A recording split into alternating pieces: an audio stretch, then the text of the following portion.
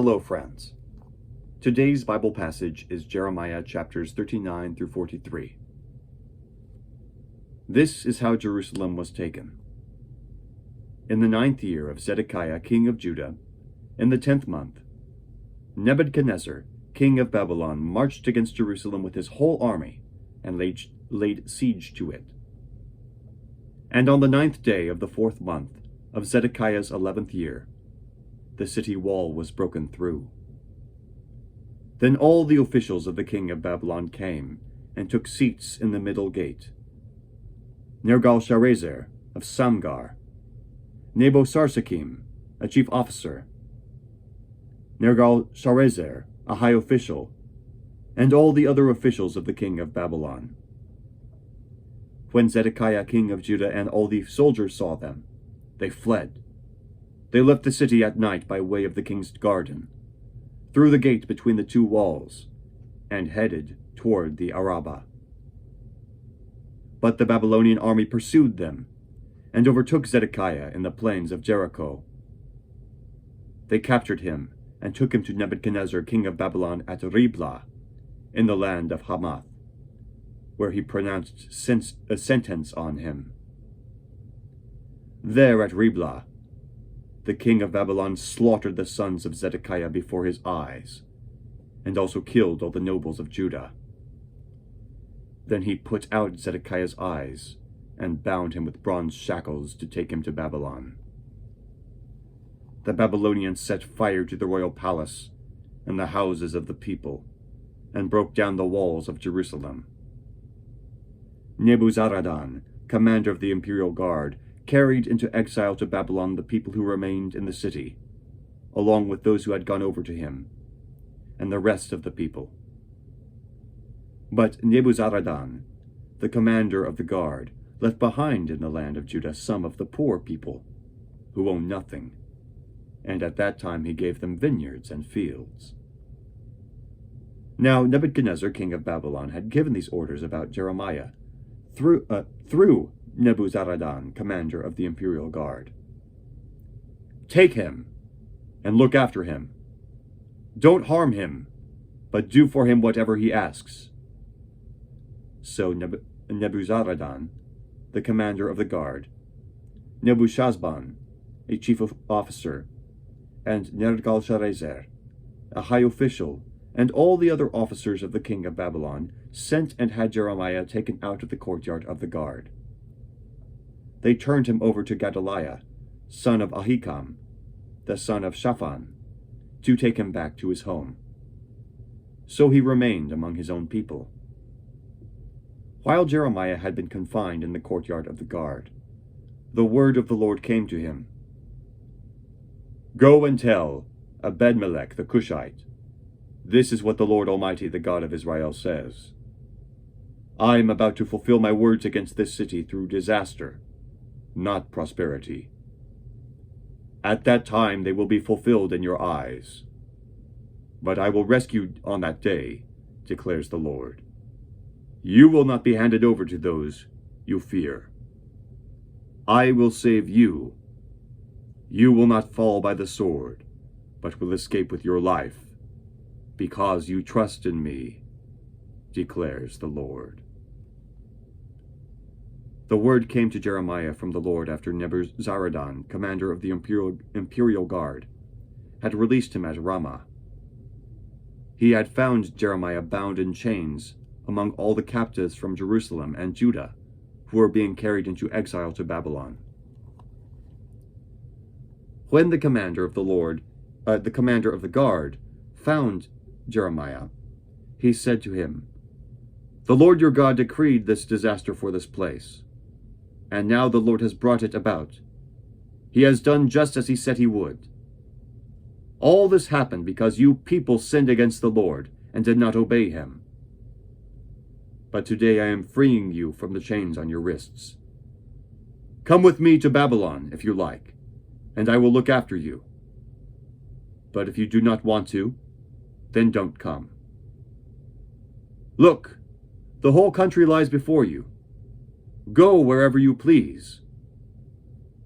However, before Jeremiah turned to go, Nebuzaradan added, "Go back to Gedaliah, son of Ahikam, the son of Shaphan, whom the king of Babylon has appointed over the towns of Judah, and live with him among the people, or go anywhere else you please." Then the commander gave him provisions and a present, and let him go. So Jeremiah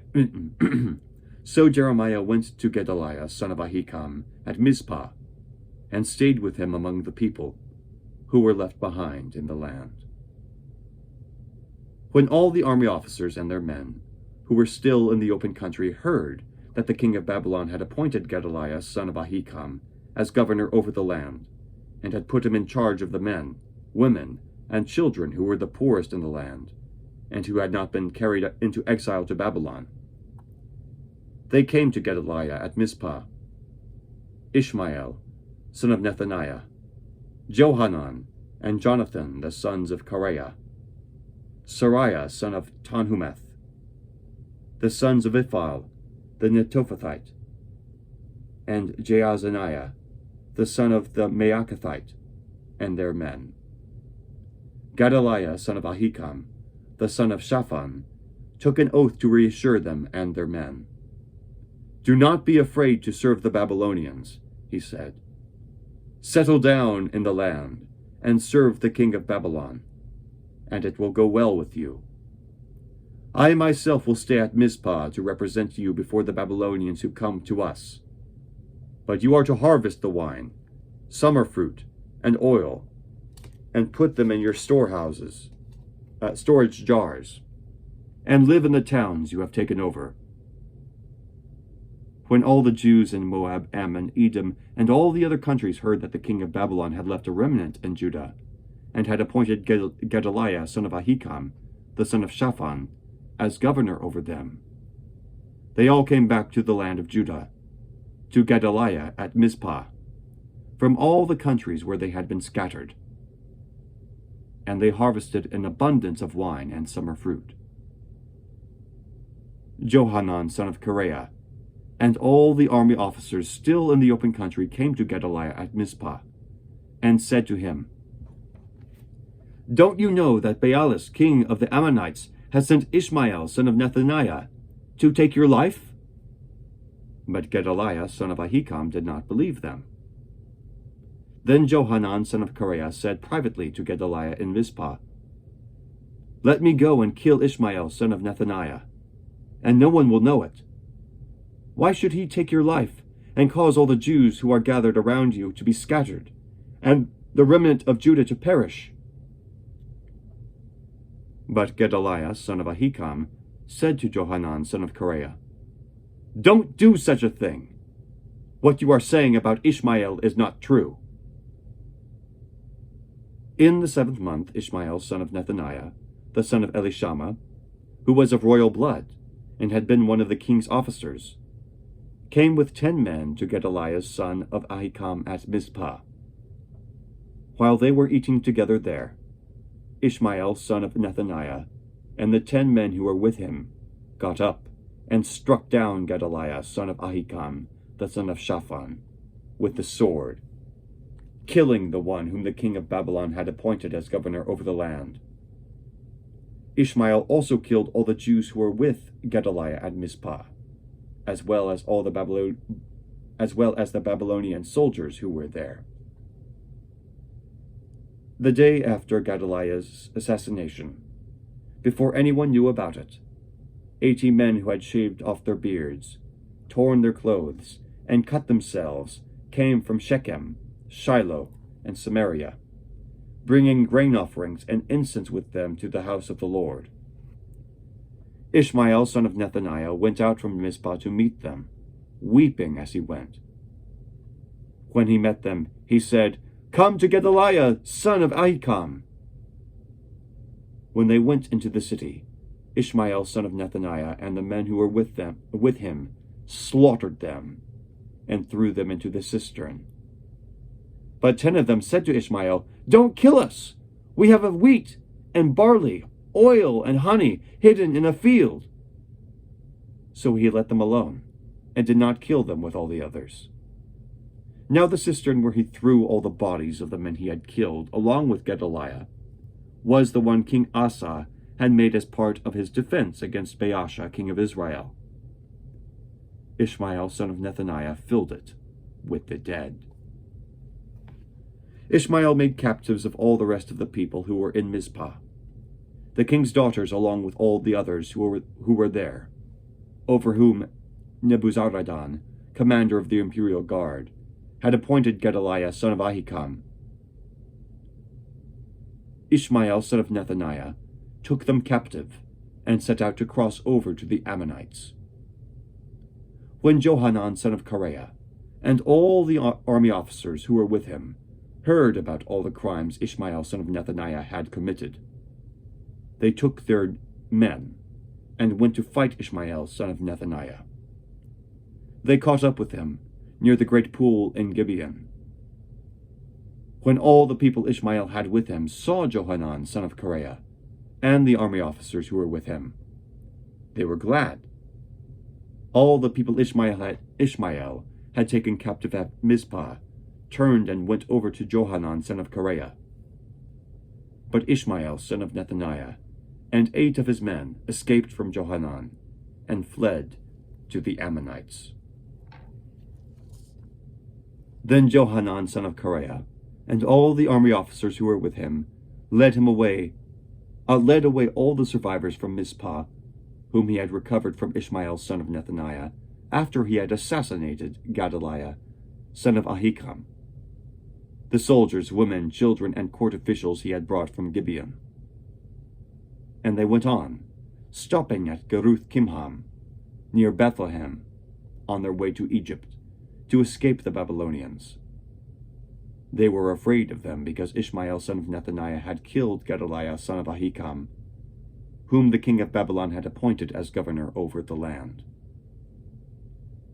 Then all the army officers, including Johanan, son of Kareah, and Jezaniah, son of Hoshaiah, and all the people from the least to the greatest, approached Jeremiah the prophet and said to him, "Please hear our petition, and pray to the Lord your God for this entire remnant. For as you now see, though we were once many, now only a few are left. Pray that the Lord your God will tell us where we should go and what we should do." "I have heard you," replied Jeremiah the prophet. "I will certainly pray to the Lord your God, as you requested. I will tell you everything the Lord says, and will keep nothing back from you." Then they said to Jeremiah, "May the Lord be a true and faithful witness against us, if we do not act in accordance with everything the Lord your God sends you to tell us. Whether it is favorable or unfavorable, we will obey the Lord our God, to whom we are sending you, so that it will go well with us, for we will obey the Lord our God." 10 days later, the word of the Lord came to Jeremiah. So he called together Johanan, son of Kareah, and all the army officers who were with him, and all the people from the least to the greatest. He said to them, "This is what the Lord, the God of Israel, to whom you sent me to present your petition, says. If you stay in this land, I will build you up and not tear you down. I will plant you and not uproot you. For I am grieved over the disaster I have inflicted on you. Do not be afraid of the king of Babylon, whom you now fear. Do not be afraid of him, declares the Lord, for I am with you, and will save you and deliver you from his hands. I will show you compassion, so that he will have compassion on you, and restore you to your land. However, if you say, we will not stay in this land, and so disobey the Lord your God, and if you say, no, we will go and live in Egypt, where we will not see war or hear the trumpet or be hungry for bread, then hear the word of the Lord, O remnant of Judah. This is what the Lord Almighty, the God of Israel, says. If you are determined to go to Egypt, and you do go to settle there, then the sword you fear will overtake you there, and the famine you dread will follow you into Egypt, and there you will die. Indeed, all who are determined to go to Egypt to settle there will die by the sword, famine, and plague. Not one of them will survive, or escape the disaster I will bring on them. This is what the Lord Almighty, the God of Israel, says. As my anger and wrath have been poured out on those who lived in Jerusalem, so will my wrath be poured out on you when you go to Egypt. You will be an object of cursing and horror, of condemnation and reproach. You will never see this place again. O remnant of Judah, the Lord has told you, do not go to Egypt. Be sure of this. I warn you today that you made a fatal mistake when you sent me to the Lord your God and said, pray to the Lord our God for us. Tell us everything he says, and we will do it. I have told you today, but you still have not obeyed the Lord your God in all he sent me to tell you. So now be sure of this. You will die by the sword, famine, and plague, in the place where you want to go to settle.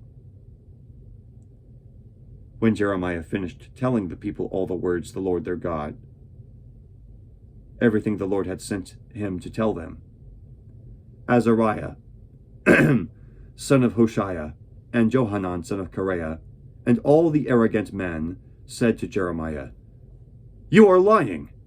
The Lord our God has not sent you to say, You must not go to Egypt to settle there. But Baruch, son of Neriah, is inciting you against us to hand us over to the Babylonians, so they may kill us or carry us into exile to Babylon. So Johanan, son of Kareah, and all the army officers and all the people disobeyed the Lord's command to stay in the land of Judah. Instead, Johanan, son of Kareah, and all the army officers led away all the remnant of Judah who had come back to live in the land of Judah from all the nations where they had been scattered. They also led away all the men, women, and children, and the king's daughters whom Nebuzaradan, commander of the imperial guard, had left with Gedaliah, son of Ahikam, the son of Shaphan, and Jeremiah the prophet, and Baruch, son of Neriah. So they entered Egypt in disobedience to the Lord, and went as far as Tapanes. In Tapanes, the word of the Lord came to Jeremiah. While the Jews are watching, take some large stones with you, and bury them in clay, in the brick pavement at the entrance to Pharaoh's palace in Tapanes. Then say to him, This is what the Lord Almighty, the God of Israel, says. I will send for my servant Nebuchadnezzar, king of Babylon, and I will set his throne over these stones I have buried here. He will spread his royal canopy above them. He will come and attack Egypt, bringing death to those destined for death, captivity to those destined for captivity, and the sword to those destined for the sword. He will set fire to the temples of the gods of Egypt. He will burn their temples and take their gods captive. As a shepherd wraps his garment around him, so will he wrap Egypt around himself and depart from there unscathed. There in the temple of the sun in Egypt, he will demolish the sacred pillars and will burn down the temples of the gods of Egypt. The word of the Lord. Thanks be to God. Have a great day.